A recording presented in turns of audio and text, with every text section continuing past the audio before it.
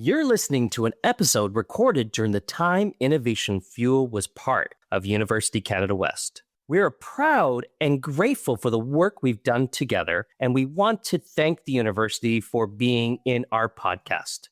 We are now excited to continue the journey of Innovation Fuel into its next chapter. Thanks for listening. You're listening to Innovation Fuel, business podcast by University Canada West, bringing you fantastic stories from accomplished entrepreneurs and key industry professionals. Let's explore the entrepreneurial world through local businesses and our university community. Hi, Gelareh. How are you, Dave? How are you today? Good.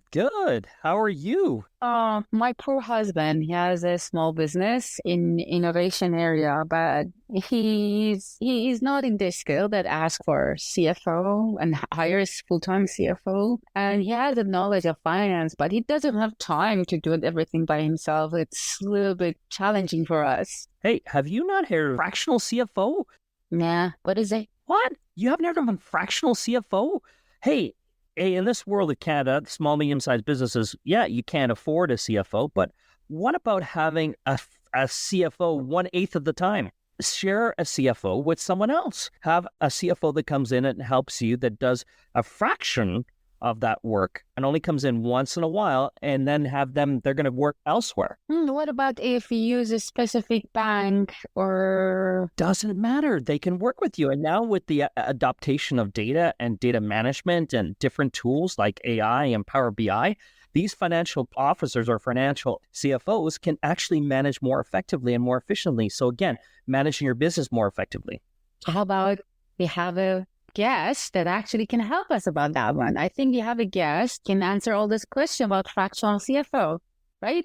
Let's welcome Nick French, CPA, fractional CFO, to another episode of Innovation Fuel. Welcome, Dave. Welcome, Nick. Yes, welcome to another episode of Innovation Fuel, brought to you by University Canada West. We're here with my friend Nick. And before we go deep into this, Nick, we're going to have to ask the question, what is a fractional CFO? But before we get to that fractional CFO element, tell us a little bit about Nick. Who is this Nick French? Tell me. Well, thank you for the warm welcome.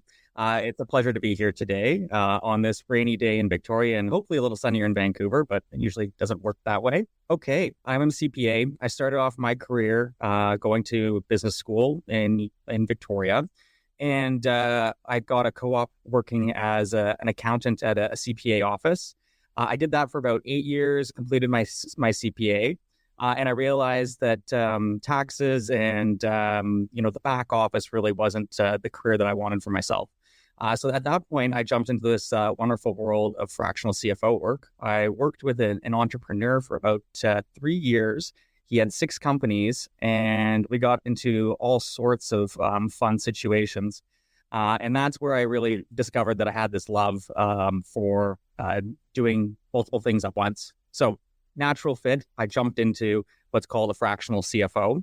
And what I do is I provide CFO level support for companies that don't need a full-time CFO. What that really entails is helping them with strategic planning and mixing that with financial planning, generally with companies that are looking to grow or fundraise. And I help them also coordinate their finance function. So think of your accountants, your bookkeepers, and bankers and investors. I'm the one that kind of goes to them, makes sure they're all around the table, everybody's happy, and it really allows the business owner to focus on running their business. And they only really get brought into those conversations when it's necessary for them. Interesting. Would you a little bit explain about fractional CFO job by itself? And I understand this that you're helping startups, right? Yeah. So I guess the best way to put it is that I am a CFO for multiple companies at once. Why the fractional title behind that is how I describe being, okay, I'm only going to spend a day a week with company A day a week with company B, a day a week with company C, and a day a week with company D. 4 companies is usually kind of where I like to keep my client load. My understanding is that you're the CFO for multiple companies. You're dividing your whole week between different companies, right? That it's what you're doing, mostly for startup and small businesses. Exactly. Yeah, because we know that small businesses don't need a full-time CFO. and we're talking about a chief financial officer, just in case everybody knows what the definition of it. But Nick, when would you step in? At what stage of a small business would a fractional CFO step into this type of business? I would step in when a company is looking, or a small business is looking to change, whether that's growth, whether they're deciding to go into a new product line. Anytime there's change, that's generally when it's a good time to bring me into the equation. If you're keeping your business as status quo and everything is working, then likely there's not much value that I'm going to add. I'm going to look at it and say, yeah, no, there's money at the end of the day. That's great. What would you like to do? Oh, you want to stay the same? Okay. Our conversation is not going to go a lot further. So, but for example, with the startup, things are always changing. Yeah, as the product's getting ready, as we're getting ready to launch, we're bringing in new team members. It's pretty critical to have an eye on the future. So to look at it, it's like, okay, well, if we're going to hire 5 new people, how much is that going to cost? How are we going to pay for that? Do we have the money in our bank account? Do we need to talk to some of our investors? Some businesses and small businesses, there's bank loans available. So how do we approach the bank and make a case to the bank and say, hey, we need this money. If you give us, let's say $500,000, we're going to turn it into $2 million. And the bank shares a little bit of the reward of that with some interest. And then the business owner has grown their business and is ideally going towards those goals that they want to achieve. They're starting their business, they're doing, and they have financial challenges or need financial help from you or advice. That is one case. Some people have already dove into their business and things are operating. As we were speaking before this call here, you mentioned Greenline, and Greenline is a great idea. They're looking at bringing electric ferries into the Vancouver area. And that project is very capital intensive. So it makes sense to have somebody around the table who understands all the different financing mechanisms early on while you're in that theoretical stage. We're getting closer and closer to launching. It's quite an exciting project. That the CEO over there, Callum Campbell, is a great person to work with. But yeah, it really depends on the business situation. And so if you're starting something where you're maybe selling something on the internet, you likely probably don't need me from day one. But hey, if you're wanting to buy capital assets that are millions of dollars, then likely I'm the person that you want to talk to. So it depends on the business model and then what the product is. So if it required more financial support, so it's better to come to you in the earliest stages. When we're getting into scale up, like we might have initial market adoption, but now we're into this element of, okay, now we're starting to get major traction. We're starting to look at the acquisition of how do we move this forward? How do we move forward? Maybe if you're talking about e-commerce, you're thinking, oh, maybe we need to look at owning and leasing the space and maybe looking at the next evolution of the scale, like bringing up to scale. Exactly. Yeah. If you think of e-commerce, think of all that inventory you need to purchase before you sell it. Well, okay, now we got to figure out, all right, we have, $50,000 in the bank, but we think we can sell, $200,000 worth of inventory. How do we fix that gap there? So in the world of now and coming into with lots of SMEs in BC, lots of SMEs across the country. And going into, so what are some of the key challenges that we start to see these small, medium-sized businesses have around? Like we talk about finance and accounting, because how are we able to step in and support them, and what challenges are they facing, especially with the adoption of new technology coming in? The most notable thing that I see is good data. And we live in a world right now where there is a ton of data available to us.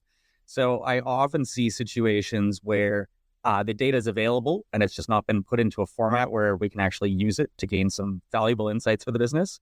Or the problem is that there's too much data coming in and they haven't spent time to actually say, okay, what's the important stuff? So I find a lot of problems come down to data, because it's amazing what technology can actually tell us these days. And by kind of looking in the back end and seeing, all right, well, this system here is spitting out all this information. If we make that available to the team, combine it with this source over here, holy smokes, now look at all the, look what we can do with that information.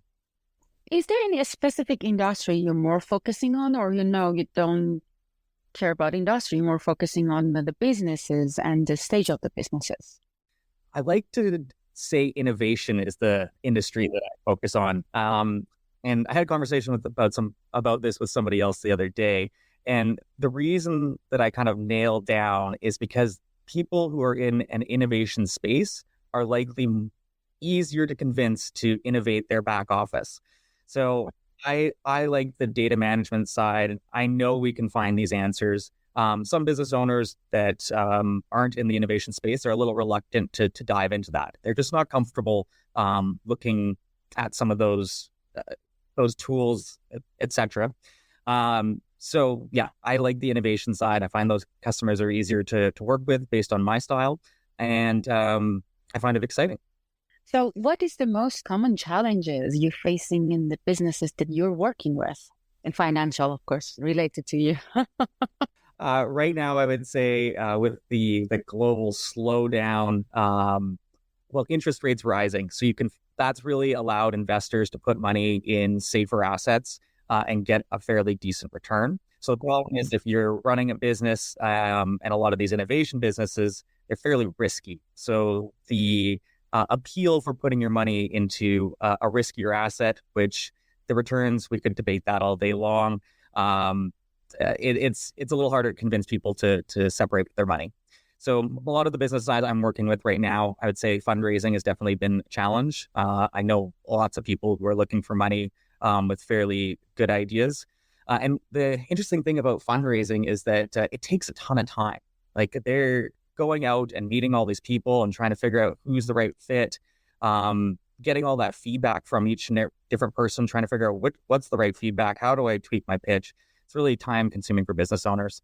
So I'm seeing a lot of different strategies. Like it was interesting. I was talking to somebody the other day, and they're a sales. They come from the sales world, and they said, well, maybe we should just focus on actually selling our products, because we're probably going to we know how to do this. We can sell more. And if we boost our revenue, then maybe we don't actually need as much money down the road.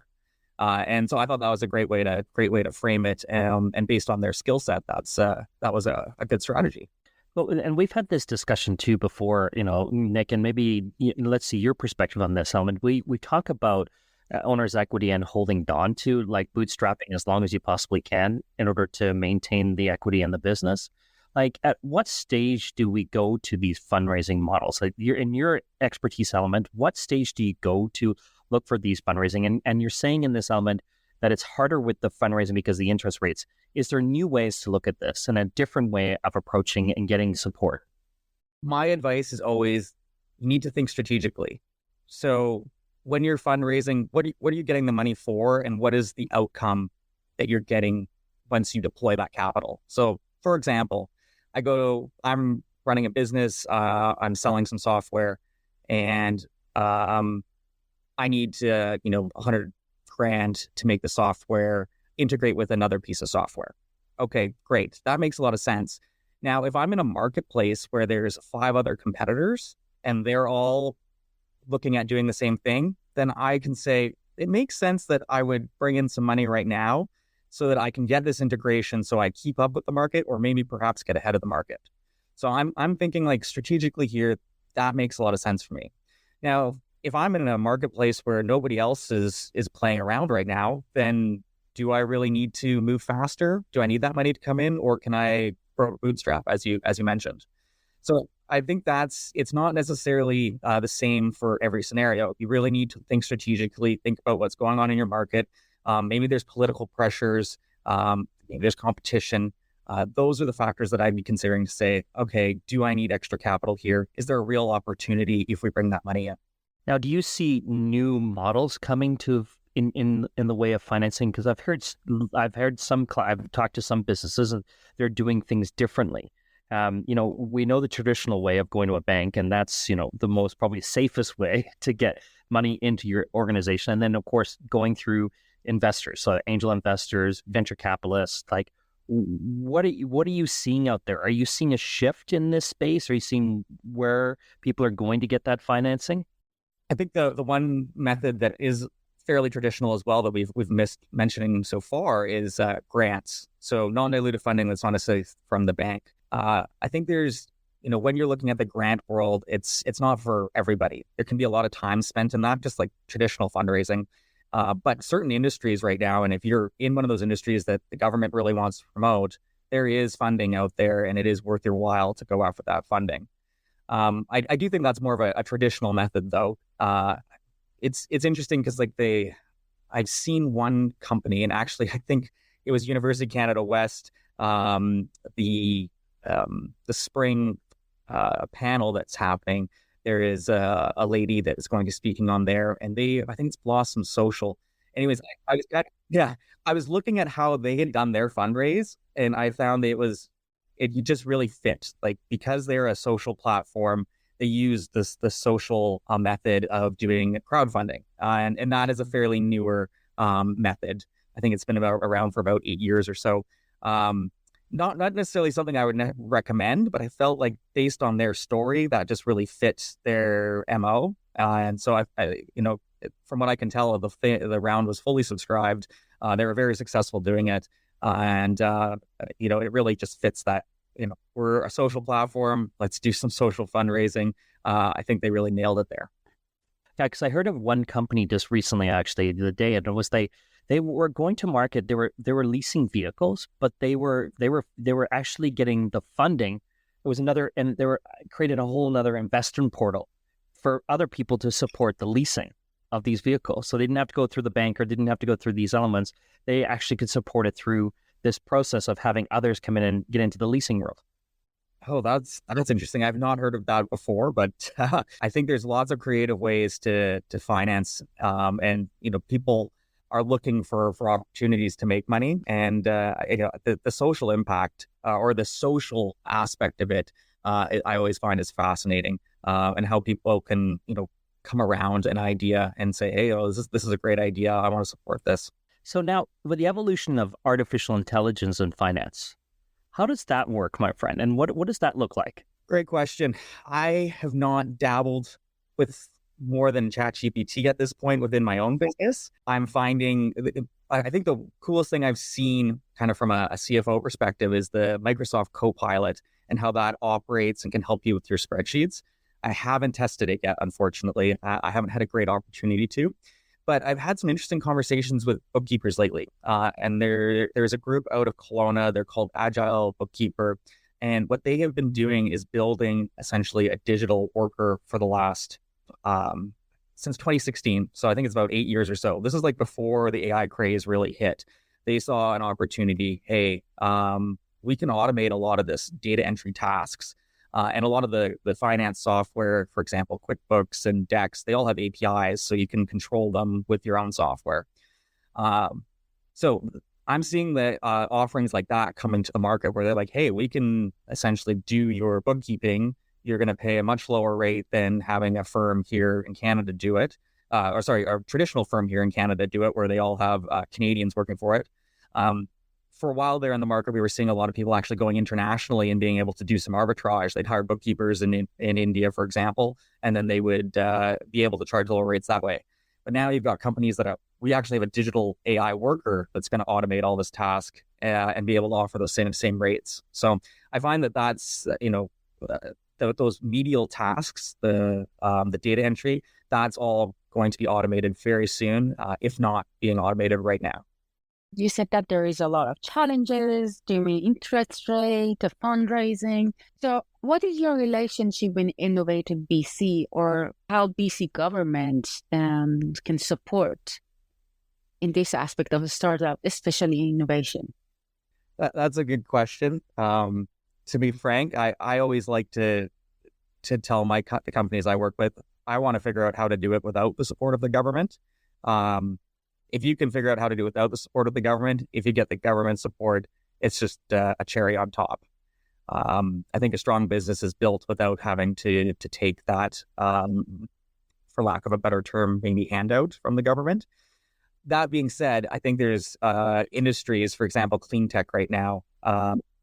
That's clearly our government's mandate. They want to see clean tech happen. They want to see it happen in the province. And there is lots of funding streams for that. It was interesting. I was working with a company a few months back, and we applied for a grant. And I don't know if you heard, but there was a bit of an issue with the ARC grant that was through Clean Tech BC. And so M&P is an accounting firm, and something has gone on there. But kind of, I guess, why I'm always hesitant on these government grants is that there's some political things going on in the background, and all of a sudden this grant that this company was relying on coming through is now no longer likely going to come through because they're doing an investigation. That has nothing to do with what the company did. That's clearly a political government thing that's happened in the background. And it's unfortunate because, they had a lot riding on that. This is really interesting because it's all of them. It's come with the challenges. And sometimes that's the reason that people prefer not to go to fundraising. Is there any other options that you recommend rather than going for fundraising or asking for government support? You mentioned bootstrapping earlier. Bootstrapping is a fantastic way to start your business. And I highly recommend, if you can bootstrap to start, that's how you build some value. The last thing you want to do is go fundraising and you're very early on. The people who are going to be giving you the money are going to take a lot of that equity early on. So yes, bootstrapping, that would be my recommendation. If you can pull up those bootstraps, go. So if it's come to these, any kind of tools using or assessing their financial status of the company, if you can share with that one, or any kind of technology that you use. Yeah, I think my secret sauce, let's put it at that, and I guess it's not so secret now that I'm telling you, I use data connectors. The one that I've been using right now, it's called Coupler.io. I think the only thing I have with them is that they're not SOC 2 certified. They have blurbs on their privacy, but when you're talking data connectors, you always kind of want to see those gold stamps on it. However, for small businesses, I don't know if I don't see a huge risk there. So I'm happy to use something that's easy and fast. So essentially this data connector will go into different pieces of software. So for example, your QuickBooks or your HubSpot, and you can actually pull out different pieces of information. They have all the APIs worked out. They give you a graphical interface. You can actually transform some of that data right in there, and then you can pump it into an Excel spreadsheet. So you can pull everything that you need, pump it in the spreadsheet, and everything automatically updates on the schedule that you set it, which is fantastic for doing financial analysis. I have a few companies which I have their monthly rolling model updated each month. So once it hits a certain date, I know the month's closed. All that data flows into the model. You flip the switch, and now you can see where you're going from the end of the month onwards.